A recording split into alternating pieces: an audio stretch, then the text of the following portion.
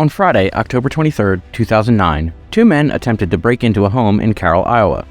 They were unsuccessful, unsurprisingly as it turned out, and fled the scene as a witness was on the phone with 911. That witness reported that the would-be burglars fled in a large white car. Police responding to the incident came across a white 1994 Buick Roadmaster, which fit that description just a few blocks from the scene, and made a traffic stop on the vehicle. When the vehicle's two occupants were approached, it was clearly evident that they were the people being sought.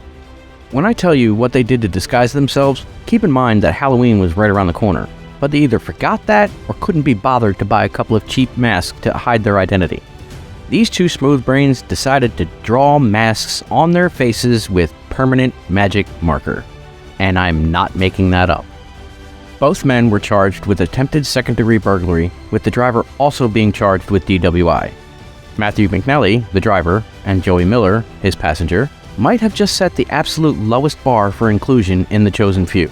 And given that one of the stories I've covered was about a man who shot his own wiener while robbing a wiener store, that's saying something. On December 15, 2017, police say this smooth-brained individual, 32-year-old Jesse Berube, attempted to break into a Citrus Heights, California business by descending through a narrow chimney, which, given the holiday season at the time, kinda puts a new spin on Bad Santa. Unlike the jolly gift-giving elf, however, Mr. Berube was found lacking in the magic department and got stuck in the chimney. According to the police report, Bad Santa was able to wriggle around just enough to be able to use his phone to dial 911 and plead for a rescue. The Sacramento Fire Department showed up, and after rescuing Bad Santa from his self-induced predicament, the Citrus Heights Police Department took over, arresting Mr. Berube on a single count of burglary, and since I can no longer safely call him a douchebag without risking my channel, he is now the first of a new category we'll call the Chosen Few, which was suggested by Mary Hockenberry. In October of 2009, a man named Joseph Getz pleaded guilty to a string of 7 bank robberies across Pennsylvania and Maryland, which netted him a total of $280,274. When he attempted to rob the Susquehanna Bank in York, Pennsylvania, however, there was a slight hiccup, and his reaction to that hiccup was what led to his arrest. Getz entered the bank soon after it opened. After being told the bank had zero cash on hand, Getz got out of there in a hurry, but not before raising a ruckus and saying he intended to file a complaint with the bank's managers. A customer using the bank's drive-thru noticed the ruckus, followed Getz's car as he fled the scene, and called the police, who then made a traffic stop and arrested Getz on suspicion of attempted bank robbery, in turn leading to the police connecting him to his successful robberies and earning him a 9-year prison sentence, 2 years of supervised release, and his selection to the Chosen Few, all because he was upset he couldn't rob the bank. This might be a Florida man / Florida woman story for the record books. On Sunday, December 3, 2017, John Arwood and Amber Campbell trespassed at the Daytona State College Marine and Environmental Science Center, where they claim someone chased them into a janitorial closet, then locked them inside. It took the pair 2 days to call 911 to rescue them from their plight. When the Daytona Beach police arrived to effect that rescue, what they found was interesting. Making entry into the closet, the cops found what was suspected to be drug paraphernalia and human waste. Do you want to know what they didn't find? A locked door. But not only was the closet door not locked, it was unable to be locked. They could have left that room whenever they chose to do so. Arwood and Campbell were both charged with trespassing, with Ms. Campbell catching an additional charge for violating her probation. Apparently, testing the doorknob never crossed the minds of Florida man and Florida woman, firmly ensconcing them among the chosen few. In 2016, a Cottonwood, Arizona Bank of America branch learned that someone had systematically stolen around $5,000 between July and September of that year, although that theft wasn't discovered and reported until October. For unspecified reasons, bank officials suspected employee Alberto Lopez of the theft. Lopez, for his part, did nothing to allay those suspicions, as he immediately quit his job and moved to Phoenix. He also avoided police investigators, missing interview appointments and the like for well over a year, resulting in an arrest warrant being issued. Somewhere along the way, however, Lopez lost the plot because in December of 2017, he made the incredibly smooth-brained decision to apply for an open dispatcher position at, wait for it, the Cottonwood Police Department. Yes, you did hear that correctly. One routine background check later, and the arrest warrant was naturally discovered. Cottonwood PD scheduled an interview with Mr. Lopez for January 4, 2018, where he was immediately arrested, making himself one of the chosen few in the process.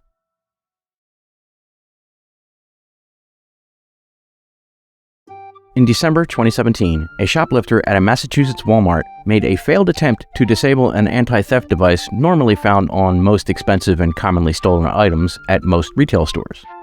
Now, from my experience working assets protection at Target, most anti-theft devices are fairly easy to defeat and/or remove, although I won't explain further, so don't ask.